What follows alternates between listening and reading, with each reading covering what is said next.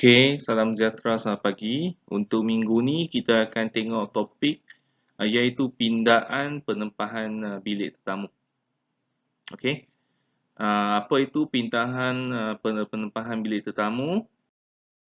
Okey, yang pertama kita akan tengok apa definisi pindahan penempahan bilik tetamu. Apa maksud? Maksudnya tetamu hendak membuat sebarang perubahan penempahan sama ada pada tarikh, maklumat tetamu ataupun maklumat bilik yang telah dibuat penempahan sebelum inilah melalui telefon. Okey, seterusnya. Okey, maklumat-maklumat yang boleh dipindah oleh tetamu adalah seperti berikutlah. Yang pertama adalah tarikh daftar masuk dan daftar keluar, ataupun nama pelanggan. Okey, maksudnya okey, tetamu ni dia telefon semula. Okey, dia nak tukar tarikh check in ataupun tarikh check out lah. Okey, kemungkinan tetamu ada emergency, ada hal urusan yang tidak dapat dielakkan. Okey, so dia nak pindah tarikh. Yang kedua adalah berkenaan dengan nama pelanggan. Okey, kemungkinan sebelum ni dia buat penempahan untuk nama tetamu A, so kemungkinan dia nak tukar kepada nama tetamu B. Okey. Yang ketiga adalah bilangan tetamu. Sebelum ini kemungkinan tetamu membuat bilik penempahan untuk 2 orang, dan untuk yang terkini mungkin dia nak tambah lagi seorang. So dia nak tambah lagi bilangan tetamu lah. Yang keempat adalah jenis bilik.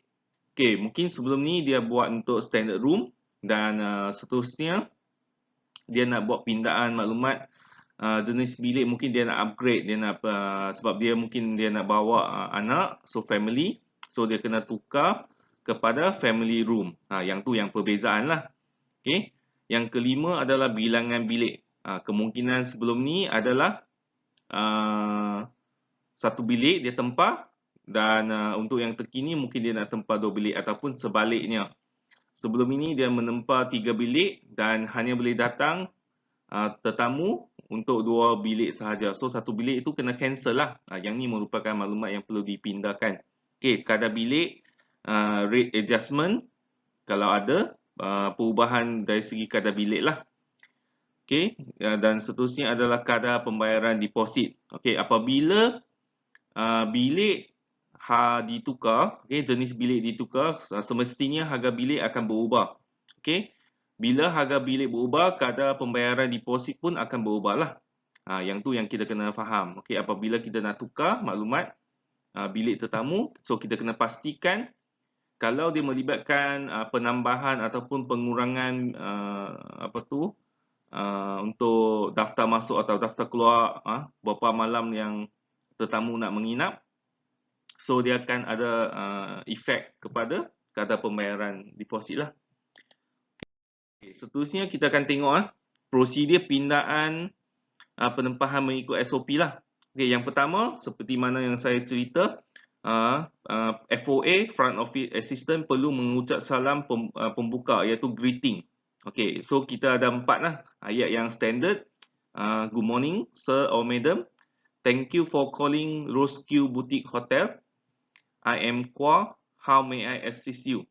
Okay, seterusnya kita menawarkan bantuan kepada tetamu lah. Okay, dan kita menunggu tetamu untuk balas. Okay, katakan tetamu bagi tahu, I would like to make some amendment for my reservation. Okay, so seterusnya apa yang FOA perlu buat adalah mendapatkan maklumat penempahan yang telah dibuat lah. Okay, can I have your confirmation number? Okay, so my confirmation number is A12345. Okay. Seterusnya FOA perlu membuat pengesahan lah, perlu cek dalam sistem dan membuat pengesahan. Okey, mendapatkan nama tetamu bagi membuat pengesahan ataupun confirmation code lah. Okey, so wait a moment sir, let me check in the system. Okey, the information is your name, contoh Mr. Christopher. Okay, you reserve for 1 room, standard room for 2 person, for 2 night, starting from 11 May until 13 May. Okay. So kita confirm balik dulu, mengesah balik dulu maklumat yang telah dibuat penempahan. Seterusnya kita mendapatkan maklumat yang ingin dibuat penempahan. Ingin dibuat pindaan. Okay. Apakah maklumat yang ingin dibuat pindaan? Contoh, I would like to make some amendment for the check-in date. Okay, I would like to change the check-in date from 11 May to 12 May until 14 May. So satu hari lewat dia akan check-in lah. Okay, satu hari lewat dia akan check-in. So kalau cuma melibatkan tarikh lewat, and harga bilik tak berubah, okay, so kena pastikan dia weekday ataupun weekend lah. Okay, kalau harga bilik tak berubah, maksudnya tak ada melibatkan penambahan pembayaran deposit lah. So yang tu tak perlulah. Kalau ada, so FOA perlu buatlah. Okay. Okay, seterusnya kalau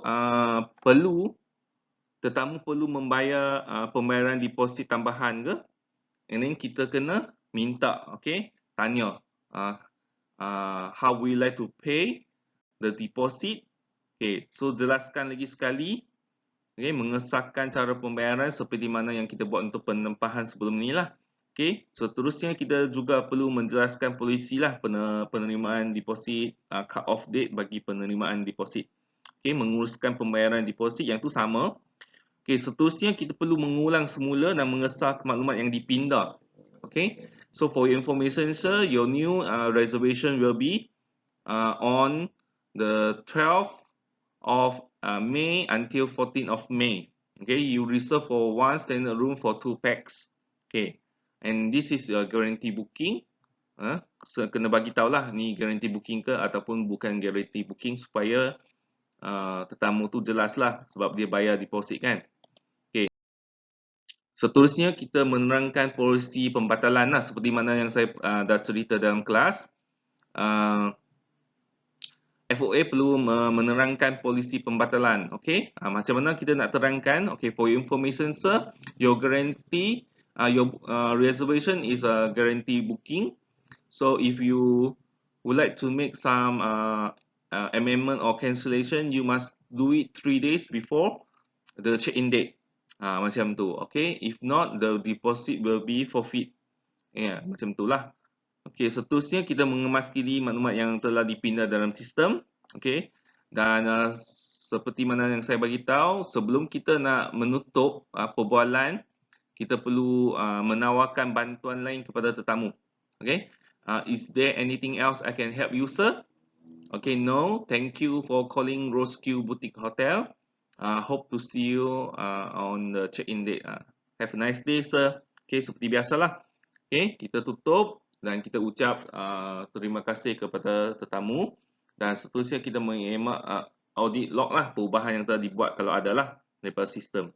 Okay, so yang itu sahaja untuk pindaan penempahan mengikut standard operating procedure lah.